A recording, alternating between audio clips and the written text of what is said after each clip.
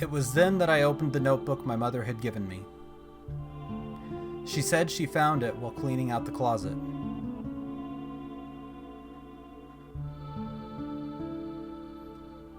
Crumbling and covered with dust, it turned out to be the diary of my long-lost grandfather.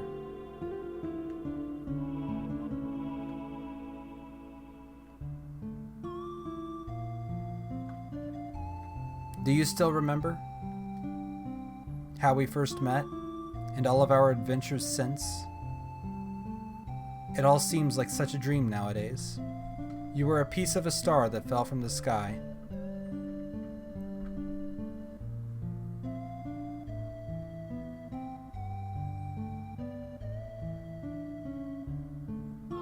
Whenever I want to return to those days long gone, I close my eyes and whisper your name into the evening sky.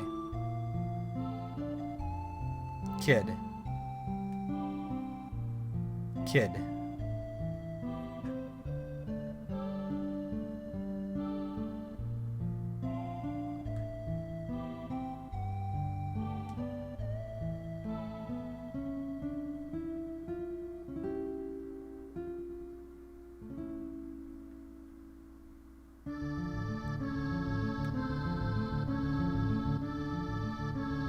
Kid. Hey, kid.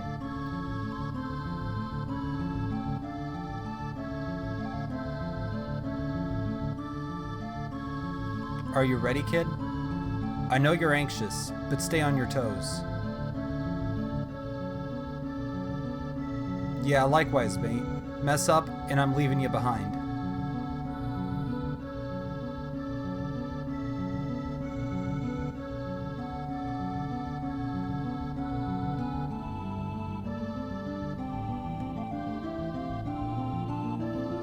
Come on, Magill. That bastard Lynx is gonna get what he deserves. Say your prayers. Not that it'll do you any good.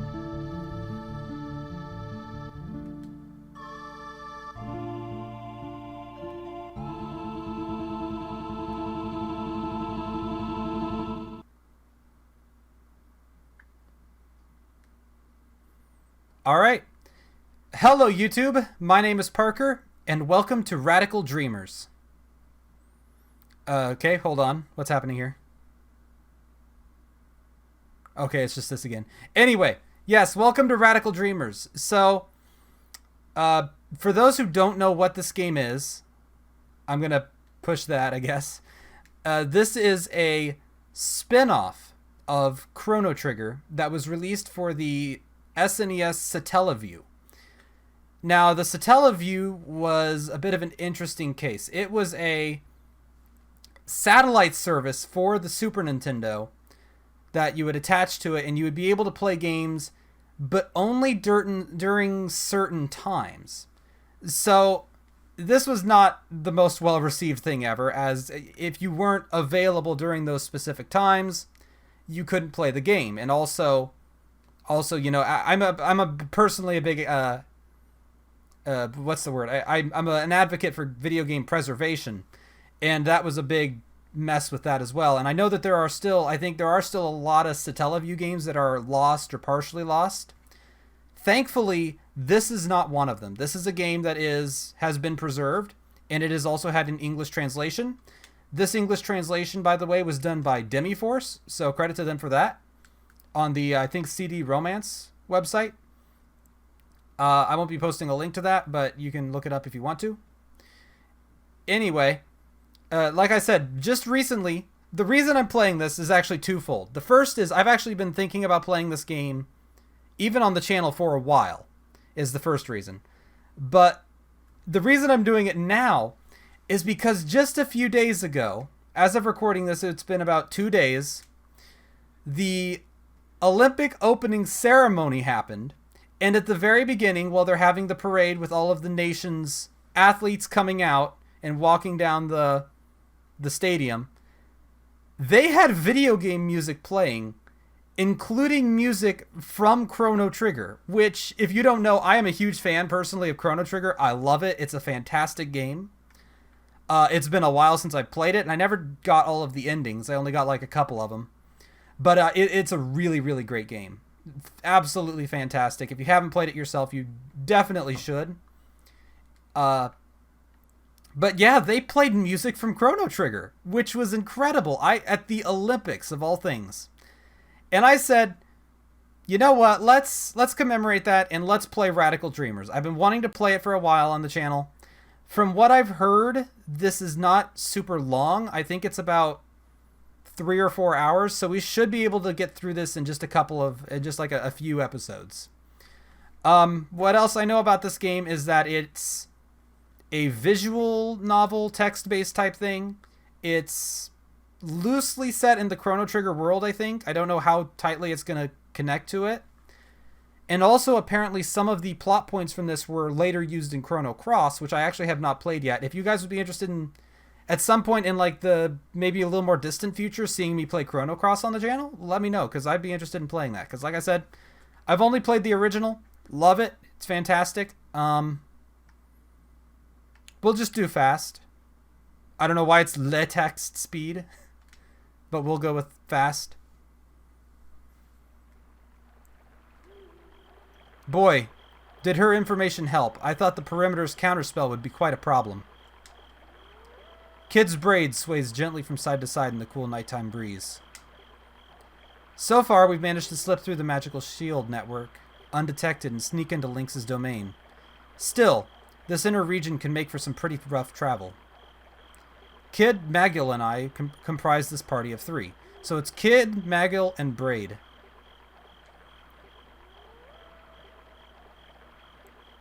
It's been something like 3 years since Kid and I met. Back then, I was a drifter, wandering wherever my music led me. During my stay in the remote town of Rigora, I ended up running into a girl who later joined me, leading to the beginning of all this. That girl was Kid. Kid is a thief, of course. Not even 17 years old, she's already widely renowned as a top professional. To make matters worse, she's cute, devilishly stylish, and has a sparkling personality. And boy, can she cook if you ask her, that is. Well, to be completely honest, she has her share of problems as well.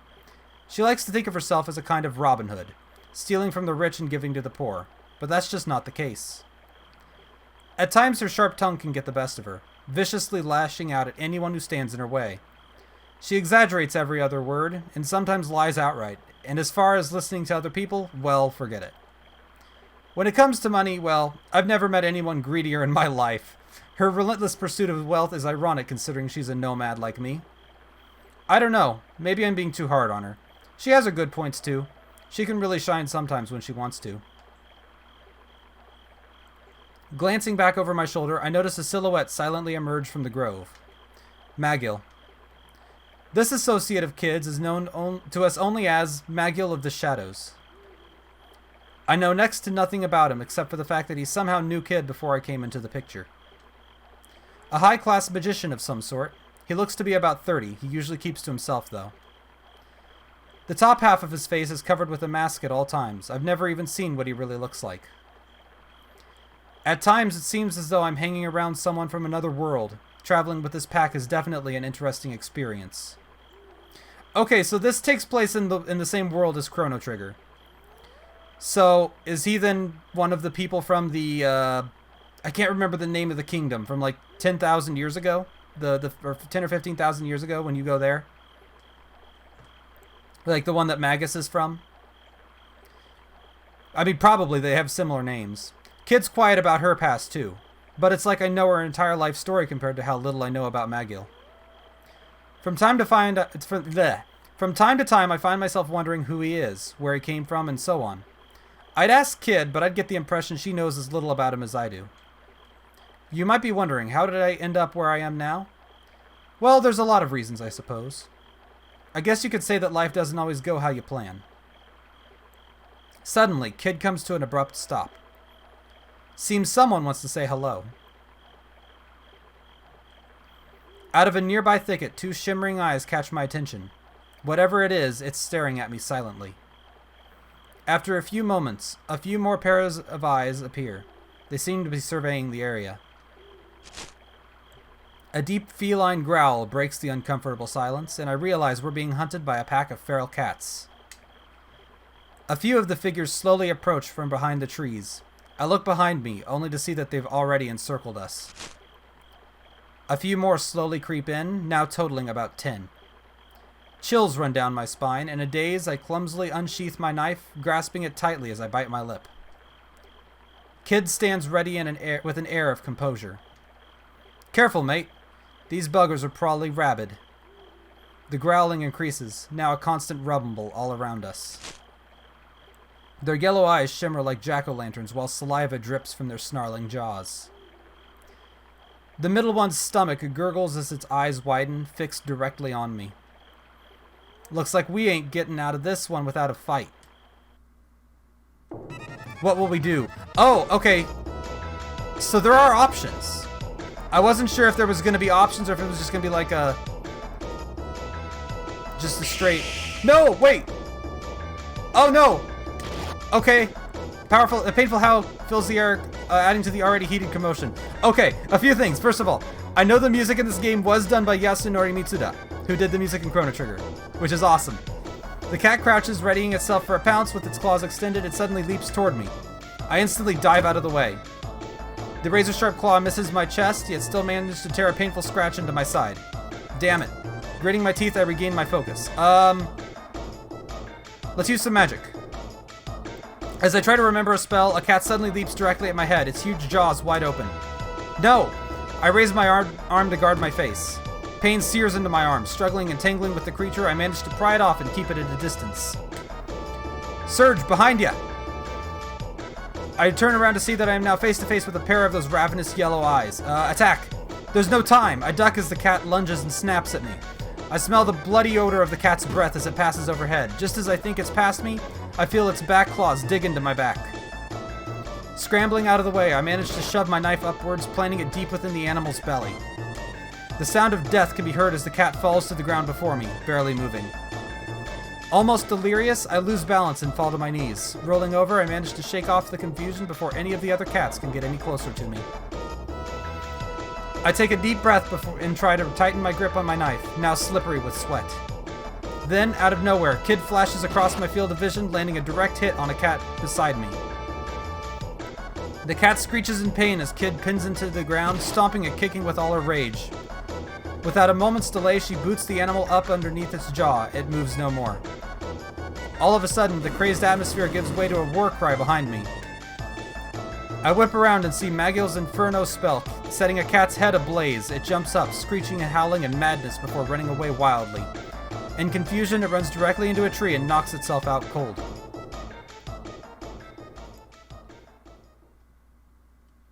I look around and see that only one of the pack hasn't been taken care of yet. As Kid and I start to close in on the beast, it bolts, fearing for its life. Well, that was some workout, eh, mate? Says Kid, coming toward me as she tends to her arm. I take a deep breath as I look around, trying not to step on too many of the bodies.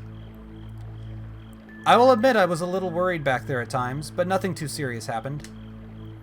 I tried talking to Magil, despite knowing how he'll react. Are you alright? With an expressionless face, he looks down at me blankly. You need not worry about me. Wow, the affection is just overflowing from that guy. He is very much like Magus. However, I probably shouldn't start complaining now. We've still got a long way to go.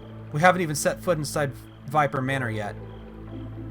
Kid glances over at me, seeming eager as ever, ready to tackle what's next. You gonna hang around all night or what, mate? I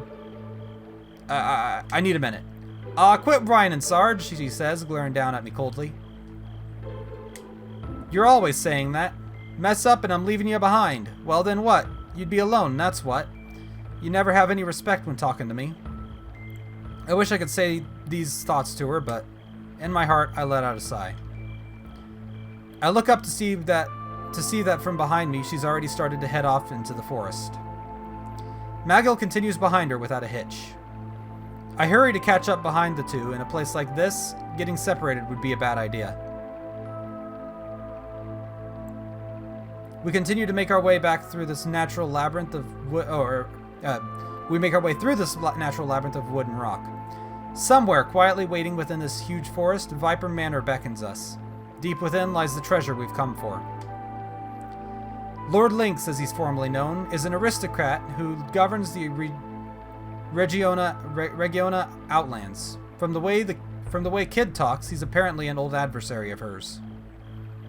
Tonight, our goal is Lord Lynx's most prized possession, a scarlet jewel known as the Frozen Flame. Besides being priceless, some say this beautiful stone harbors some sort of mystical power. They say many people have sought after the flame, but none have been victorious in stealing it. Viper Manor has claimed many lives. But we will succeed. We pride ourselves on making the impossible possible. Besides, the way Kid talks about Lynx sometimes, it sounds like she's got an awfully personal vendetta against him. We can't lose.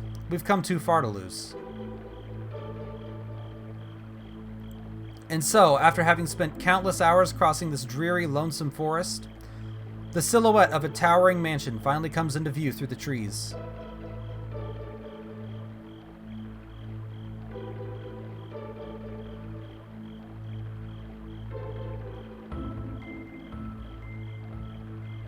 We made it, Kid shouts. Your days are numbered, Lynx. We quickly make our move, quietly dashing out from behind a thicket. Once at the mansion wall, we creep stealthily along the perimeter, searching for an entry point.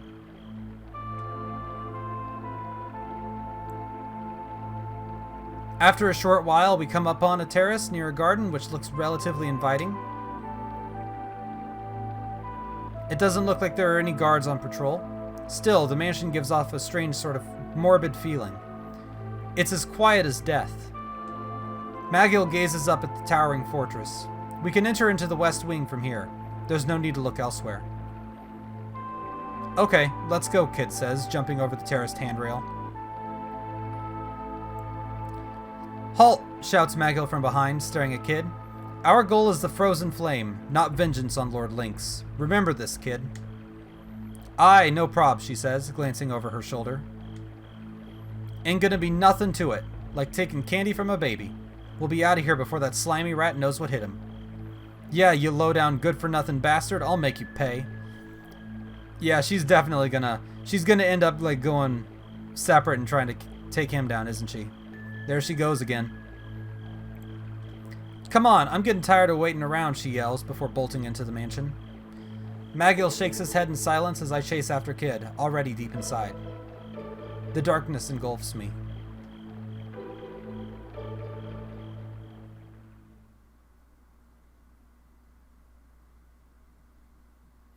Passages extend to the left and right. Wherever we turn, darkness awaits. Let's go left. As though we're inside a gigantic snake, the passageway twists and turns, stretching deeper and deeper into the mansion. We now stand in an almost complete and utter darkness. Just a trace of moonlight manages to illuminate the path. I stop for a moment and realize it's now completely silent.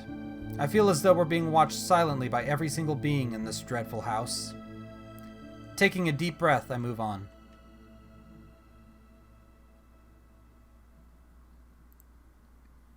And I set my foot down slyly, with the stealth of a cat yet so valiantly composed.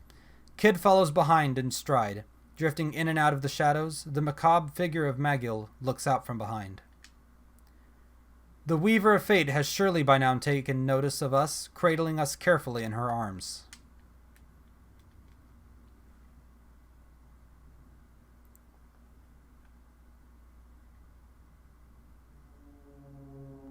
After a while, the path splits into three directions. To the left is a descending staircase, while the path on the right extends into darkness.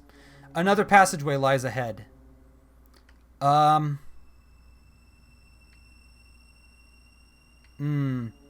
gonna go with the Let's take the stairs. Yeah.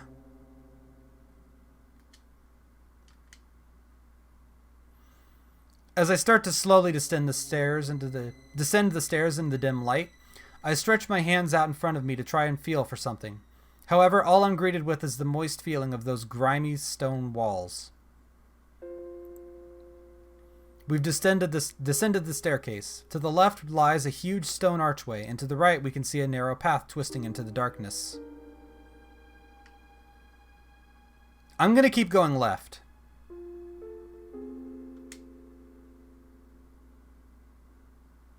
Peeping in from the arched entranceway, Kid looks astonished. Wow, look at this. I heard about these things. They're called atriums. Oh, this is foreboding. A large fountain sits in the center of this beautiful room. Looking across the way, another archway similar to this one leads off into the darkness.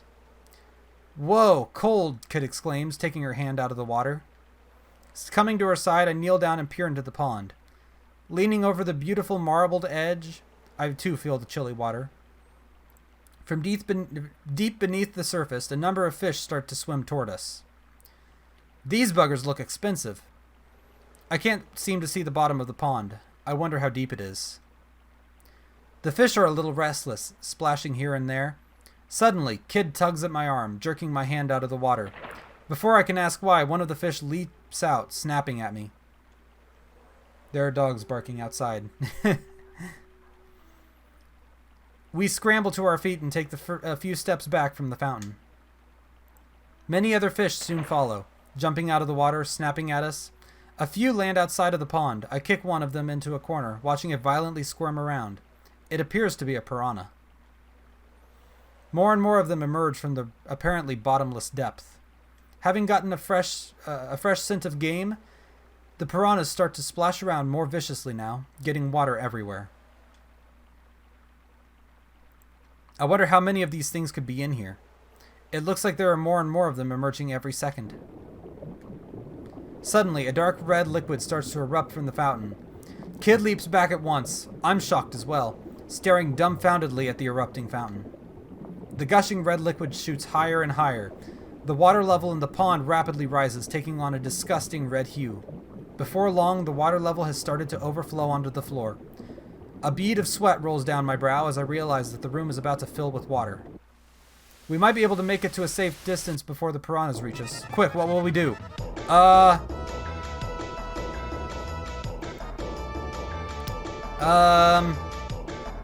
Make a run. No, okay, crap. Already the water's risen to my ankles and the piranhas have started to come at me. I should have made a decision quicker. Kicking and splashing, I ward them off for the time being. However, suddenly a terrible pain runs into my left ankle. I lift my foot off, tearing off the freakish thing and smashing it with the heel of my boot. However, looking up, I see 3 more coming my way. What will we do now? Run for the far exit. With the water now up to my calves, I can't move very fast at all. The dyed water, now sticky like blood, splashes violently as I make for the opposite end of the room. Below me, I can feel the sharp stab of those tiny razor-sharp teeth digging into my legs. Wincing in pain, I turn around. Quick, what do I do? Can I make it for the far exit? Come on, we gotta get out of here. Now! Setting my sights on the far exit, I start frantically splashing through the murky water. With the water level now risen up to above my calves, I find I can't move very fast. The room has taken on a nasty smell too. An awful mixture of blood, fish, and salt water. 2 fish have simultaneously bitten on my left thigh and right ankle. Hacking away at the 2, I rid myself of their visceral grip and continue making a run for it. However, it's still a ways to the exit. Keep going, damn it, it's hopeless. Setting my sights on the far exit, I start frantically splashing through the murky water. With the water level now risen up above my calves, I find I can't move very fast. The room has taken on a nasty... Yeah, okay.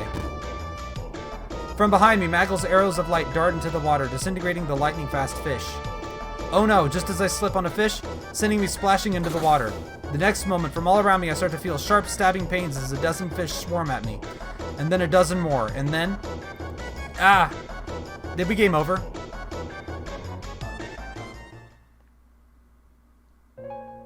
Oh no, I gamed over, didn't I? Oh no. And so, I died. Okay.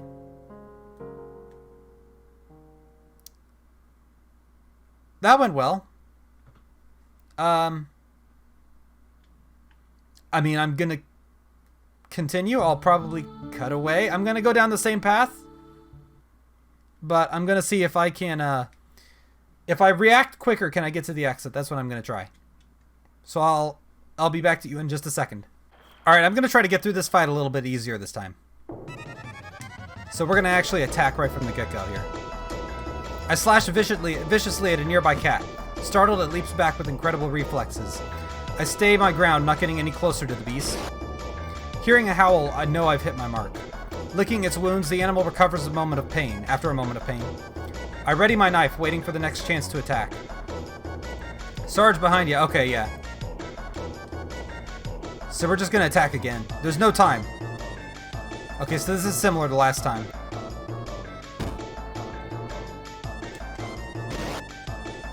Yeah, this is the same as last time. Okay, so I'm back here, and while I was going back through, I ended up pushing the X button. There's a save menu. I need to save. So now we can go back the way we came. Alright, so we're back here now. And also I saved my game this time, so. I just gotta wait for the fish, and I'm gonna immediately head for the exit, and we'll see what happens.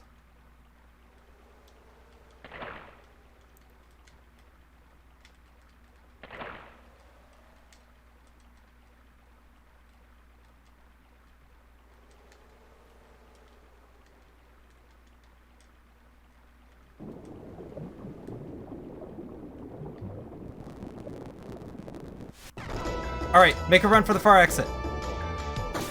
With the water now up to my calves, I find I can't move very fast at all. Yeah.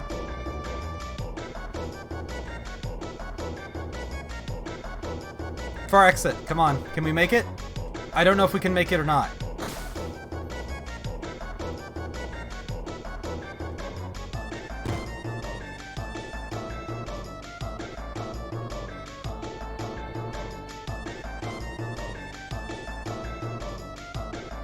Maybe if I skin the guppies. Let's try it. Kid looks at me like I'm crazy. This ain't no joke, Sarge. We're gonna get eaten alive here unless you do something quick. She's right. Attacking these things head on is too difficult. They're just far too fast to catch. Okay, I think I might have just screwed up. That might have just been a mistake. It's hopeless. I might have made a mistake.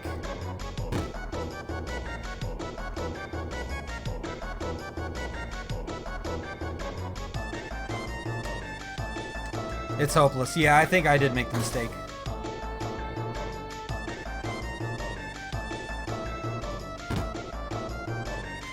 Wait a minute. Oh no. Oh no, okay, yeah, we're done now. Alright, I'm gonna come back here in a second.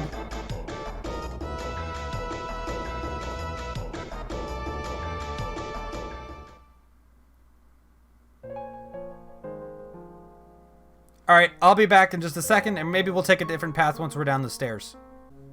Here we go.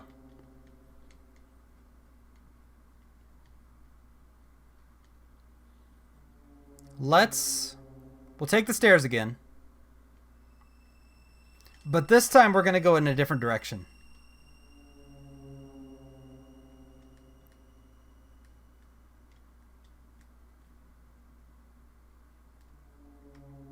We'll go through the passage on the right this time and see where that goes. The passageway takes a sharp turn to the right before stretching on through this subterranean maze. Before long, we're greeted with a beautifully ornate set of doors to the right. Strange. There's a distinct smell of flowers coming from here. Might as well enter the room.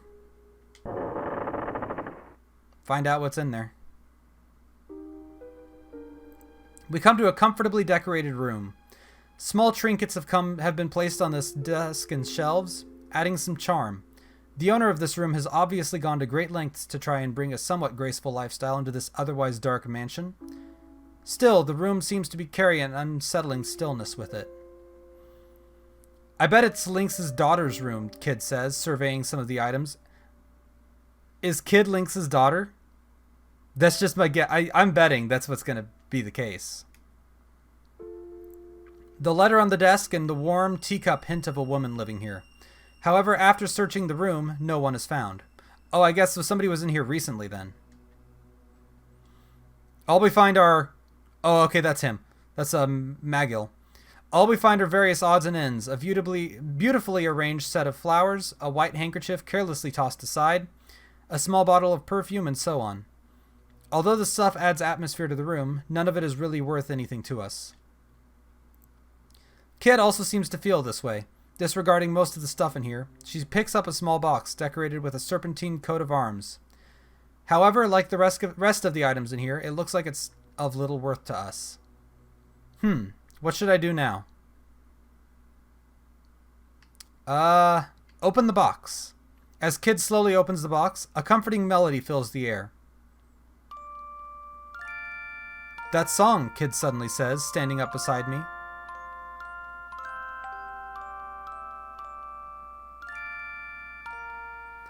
Standing up beside me, I look over to her, seeing her expression is changed to vulnerable curiosity, chasing a long-lost memory. You know this song, Kid? Yeah, a long time ago, someone I knew used to sing it to me.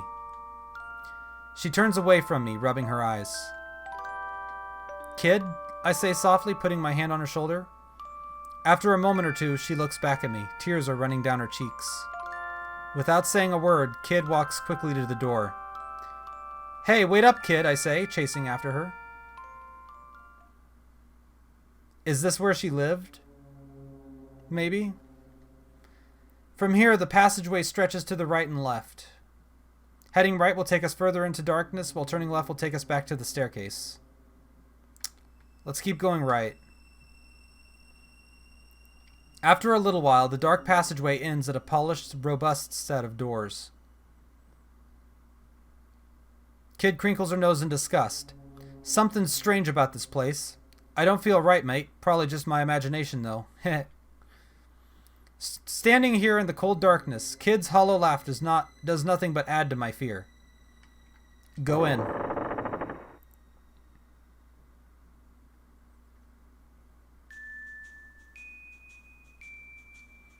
These are apparently Lynx's quarters. No one seems to be here, however. We're right on top of you now, Lynx. Say your prayers, you bastard. Looking around, it's a very dilapidated room. Furniture is thrown about in all directions, and almost nothing matches. Taking a look at the room as a whole, there's no sense of harmony whatsoever. It's very suggestive of a chaotic mind. Okay, looks like we gotta search through this mess. I sift through a number of odd items adorning the room. There's a cluttered desk, a painting that's hanging unevenly on the far wall, and a picture on the side table, among other things. In one corner of the room stands a tall, curious object of some sort. A scarlet cloth has been placed over it, covering it up. I think there's something behind the painting. As I slowly reach my hand out to uncover it, Magio suddenly says, "Please avoid reckless interference." Taking his advice, I return my hand to my side. However, the cloth suddenly starts to fall off on its own. I didn't touch it, I swear. What, did it just leap off all by itself? Kid asks, rolling her eyes. A large mirror has been uncovered. Fancifully decorated, it looks to be a high-priced arabesque antique. I got a bad feeling about this. Then, all of a sudden... Okay. The reflection of the Venus statue opens its eyes, staring at us through the mirror. Is there something you seek? The statue's reflection asks in a soft, womanly voice. The voice seems to be coming from the statue in front of me, but only the mirror's reflection seems to be moving. It can talk. It is a mirror of whispers, Magil says, examining it closely. What is it, though? It is a looking glass that harbors a living spirit. The spirit is free to roam throughout nearby mirrors, able to see into our everyday lives. They are known to be quite wise. Is there anything you wish to ask? Wow, a million questions come to mind. Ask about Magil. Very well. The reflection of the statue begins to ripple a little. Gradually, the mirror fades into darkness. However, after a minute or two, nothing materializes. What could this mean? Worthless piece of junk. Come on, let's get back to work, Kid says, flexing her quick temper. I think we should have done the other one. We resume our search, disregarding the mirror. I take another extensive look at the room, reminding myself it's important not to miss a single detail.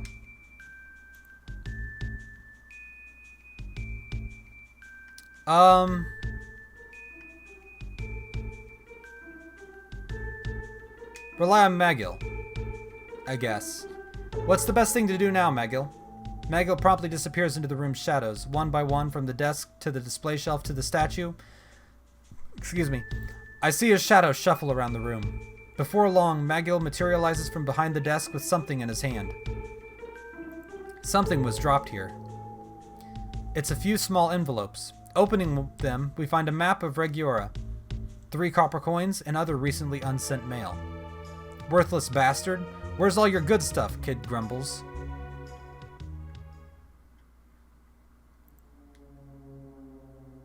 Heading back, we travel through the passageway, eager to shake this feeling of dread. After walking a ways, we come to a beautifully decorated set of doors on the left. This is Riddle's room. Riddle?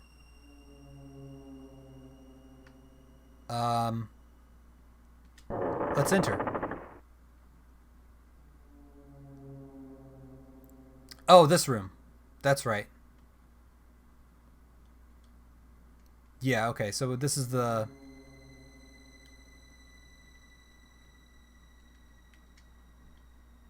one we've... Oh, wait, what's this? A breeze coming in through a slightly opened window refreshes me a little. Wait, that window wasn't open before. Someone was just in here, it seems. Let's come back another time. We don't want to get caught snooping around. For the time being, we leave Riddle's room. From here, the passageway stretches to the right and left. What if we go back to Leeks' quarters? Again. Polished, robust set of doors. I can feel kids' blood boiling from here.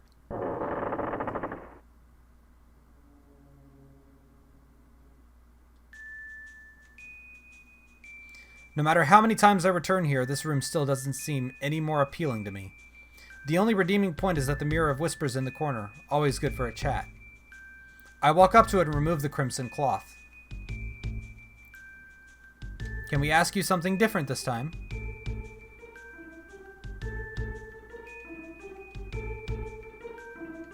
Very well, I will answer one question. No, don't answer that. Don't ask that.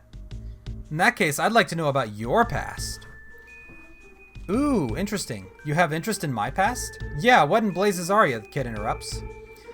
Well, it's probably been 300 years already since I was crafted at the realm of the looking glass. The statue's soft voice explains. The realm of the looking glass, I ask. It's the flip side of this world, a world which harbors the objective contents of thoughts. Magil quickly answers. Passing through the hands of many owners, I traveled far and wide throughout many lands. So how did you end up here, Kid asks. I came here with a kindred spirit, but now I am alone. Furthermore, now that I am without others of my own kind, I have begun to fade. I am so lonely. Tears trickle down the statue's face as it begins to weep quietly. If we come across any other mirrors like you, we'd surely come back and tell you, I say, trying to comfort it. Thank you so much. Your kindness shines, truly. The Venus statue bows its head deeply, and with that, the reflection returns to its normal appearance. Indeed, we have yet to explore much of this mansion, Magil says, heading for the door.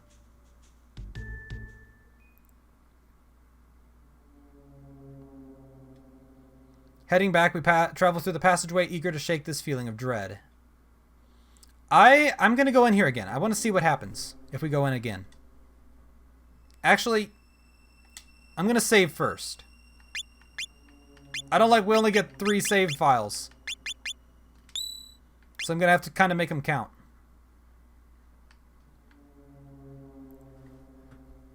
Yeah, let's go in again. Just in case there could be like somebody in there now. We come to a comfortably decorated room. I'm wondering if this mirror is another one. Small trinkets have been placed on the desk and shelves. An unsettling stillness.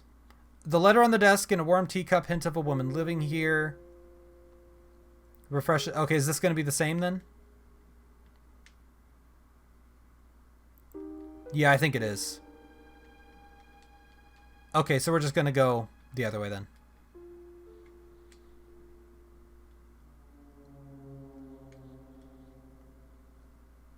Let's go back to the staircase.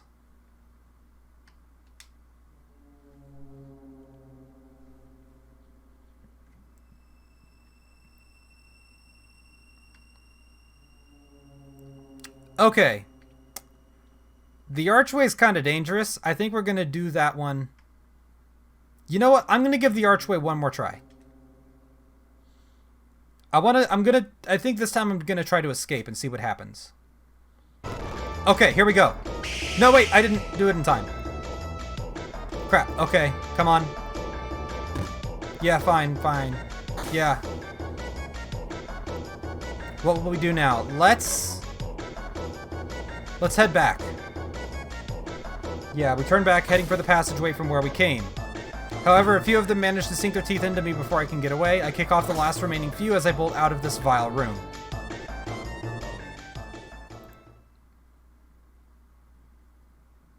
Phew, what a close call. That rat bastard, whatever tricks he's got up his sleeve, it won't stop us for long. We're coming for you, Lynx. While resting on a wall to tend to my wounds, I look up and notice something out of the ordinary. Hey, was this here before? Carved into the wall, a large marble sculpture of an intimidating face stares down at us coldly. Oh.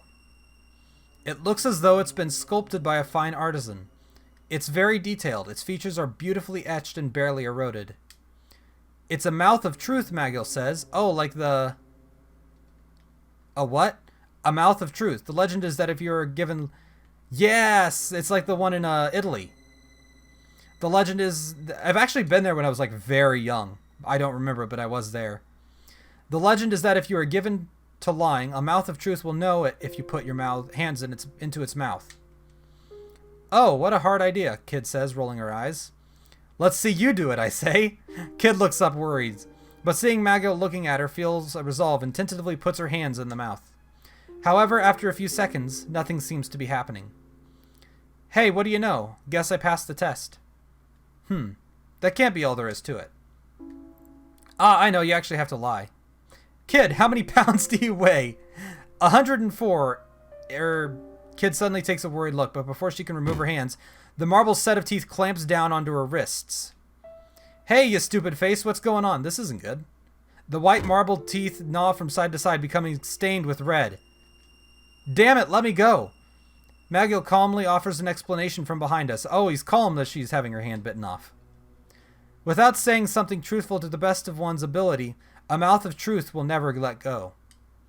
Not hearing him at all, Kid kicks the stone face in a fit of anger. Let me go, you stupid face. I swear I'm going to knock your teeth in. Then, as swiftly as it closed, the mouth opens. Ah. I crouch down to Kid, who's kneeling on the floor, rubbing her wrists.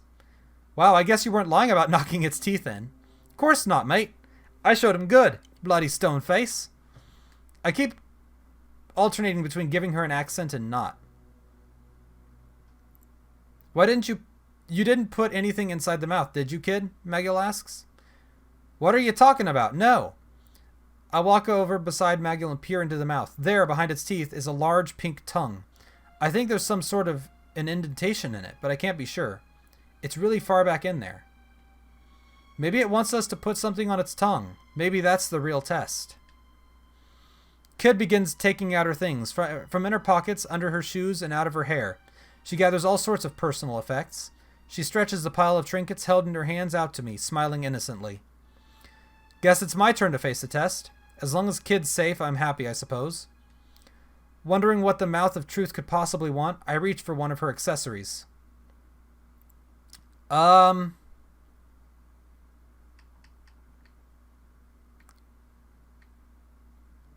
Silver mirror, I guess. Might be.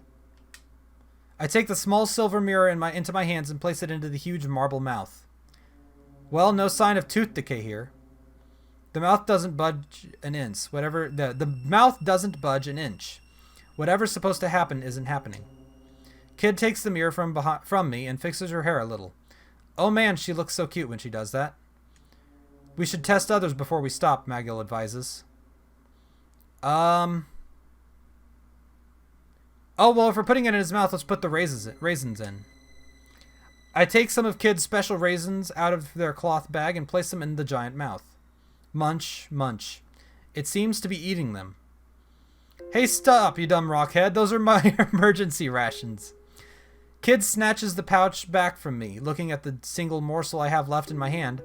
I find myself wondering what these so-called emergency rations taste like. Oh, wait, it was rations, not... Was it raisins or rations? Mmm, tasty. Sarge, now you're eating them too. I'm not going to have any left for real emergencies, Kid says, staring at me angrily. Yeah, right, I say to myself. I've never seen her offer any of them to me when I needed them. Okay, that wasn't it either then. Oh, they are raisins here. I'm gonna do the explosive last. Let's try the leather scroll. I take the worn leather scroll into my hands and examine it. Hey, what's this? Secret ninja training techniques? I ask sarcastically. Kid smiles lazily, rolling her eyes. I unfasten the tie and open up the scroll. Oh, wow. Strange symbols are written at length on the scroll. A lot has been written here. It appears this took some time to write, judging by my face that this is something of importance. Kid walks over and takes a look. Oh, it's an Imperial Code chart primer. It's used for transmitting information through enemy lines. Really? I can't read any of it. You've got to show us how to use this thing. What would I want to do that for? It would ruin the secrecy, she says, walking off alone. Maybe she can't read it either. Okay, well, what are we going to do about this big old hunk of rock? Kid asks hastily. Where did she have a centipede? Let's try the lipstick. I take the lipstick and smear some of it on the mouth of Truth's marble lips. Hey, my lipstick! Kid explodes at the mere sight of my wasting the lipstick. It's a shame. I thought I did a very good job of prettying the marble face up. That's not what it's used for. It's just strange for you to have something like this with you in the first place, kid. What, now you're saying it's weird for me to own cosmetics? Gulp. No. Not really. You better buy me a new one once we get out of here. Alright, I'll owe it to you, I answer apologetically. She won't be letting me forget about this one very easily, I can tell. Alright, so it's not that one. Fishing line? Maybe? I take the thin silk thread into my hand and hang it down onto the huge marble mouth. That's a silk fishing line taken from a royal silkworm. Be careful with it. I can feel it hook onto something. As the thread gives a bit of a tug, looking in, it appears to be some sort of paper. Oh, here we go. All right, we're onto something for sure, Kid says, trying to look inside. Oh, no, I lost the thread down its throat. I silently turn toward Kid, shrugging my shoulders with a red face. You idiot! Like electric shocks, she slaps me across the face. Terrified, I lunge back into the mouth.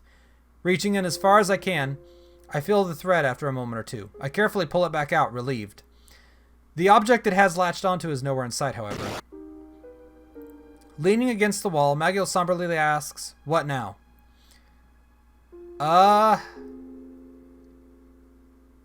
I'm doing the explosive last, because that one might be problematic. Let's use the centipede.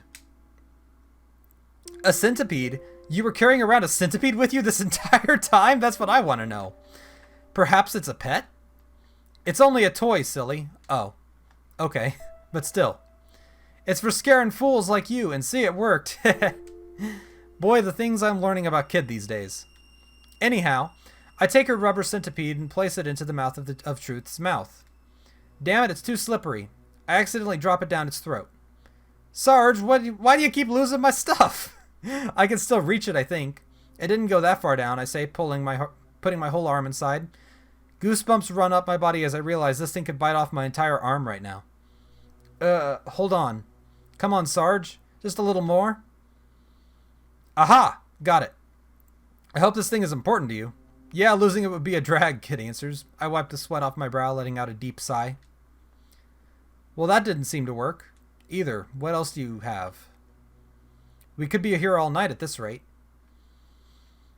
So all we have left are the file and the explosive. So we're going to do the file first. I take the file and place it into the marmoral mouth of Truth. It doesn't seem to fit on the mouth, but then, damn it, I dropped it down the back of its throat. No, you keep dropping things. Ah, what do you have to go and do that for? Nail files don't grow on trees, Sarge. Don't you know how important it is to have... how important one of those things is to a lady? Whoa, so now I see her true colors. What was that for, I ask, reeling back from her slap. That's the last one of my things you'll be getting your hand... No! Come on, kid. It won't happen again, I promise. We need your explosive. Alright, I guess, Kid says, showing me the rest of her trinkets. I'm only doing this for the flame. Alright, so that's the last one. I take a ball of gunpowder out of Kid's hand and place it within the huge stone mouth. However, nothing happens. Do it, Sarge, Kid says. Putting some matches in my hand, we're gonna blow it up. I don't know about this. Do it. I don't know, really.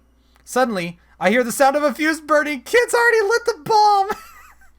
I quickly run for cover into a far corner. It's gone.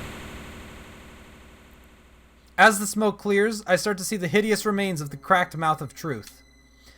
From beside me, I watch Kid dust herself off and walk over to the mutilated stone face with yet another bomb. Come on, Kid, we don't need to completely demolish it. Aw, it ain't dangerous, mate. It's just a little fire. Kid glances over at my face. I'm practically begging her to stop. Alright already. You'd never want to have any fun, Kid, it says, kicking some dirt around. Gonna burn the whole building down.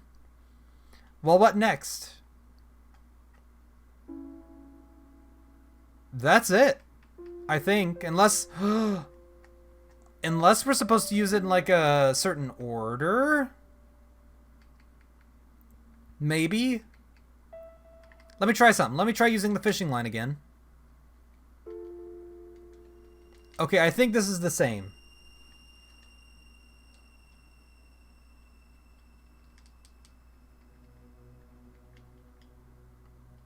Wait!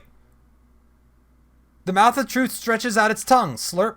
Wait, what the heck? Where the tongue licked us, we start to feel a warmth which gradually spreads over our bodies. Whoa, we're being healed.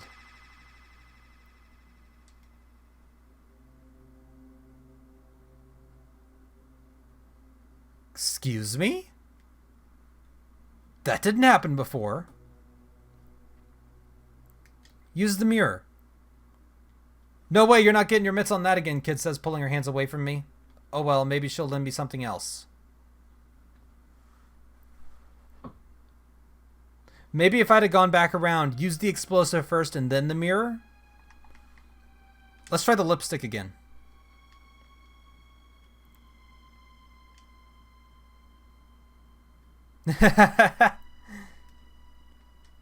Okay, this is all the same as before.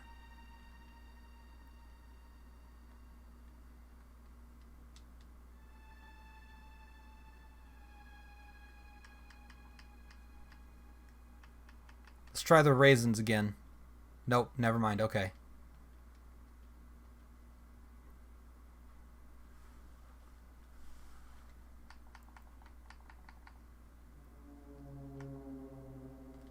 I almost want to use the explosive again. Take the worn leather scroll into my hands and examine it. What's this? Secret... Oh yeah, we've already done this. Hold on, I'm just going to fast forward through this.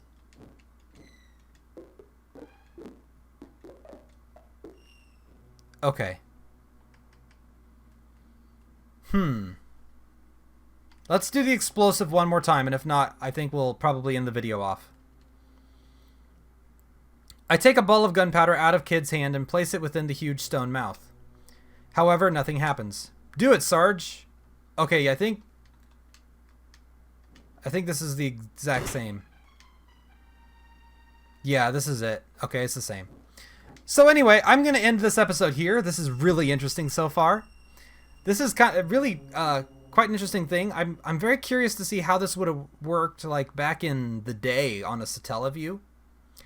Because like I said, if I'm remembering correctly, you could only play Satellaview games like on certain days of the week, between certain like hours. Like it was not the best system at all. And like a lot of games ended up being lost. I think a lot of them have been recovered. Obviously, this has, as well as I know some other ones have either been fully recovered or partially recovered. But I think there are still some that are missing, which is very interesting. But anyway, I'm going to end this episode here. If you liked this, be sure to leave a like, comment, and check out some of my other videos. Right now, we're playing through Nier Replicant. And when the Neo The World Ends With You comes out in a couple of days, we're going to be continuing on that because we played through the demo. And so we're just going to be continuing from where the demo leaves off when that comes out. We also stream over on Twitch, twitch.tv/WallSocksLive, where we're currently playing through Metroid Prime and Beautiful Joe. And if any of that interests you, be sure to come and check us out. And I hope to see you there. Bye.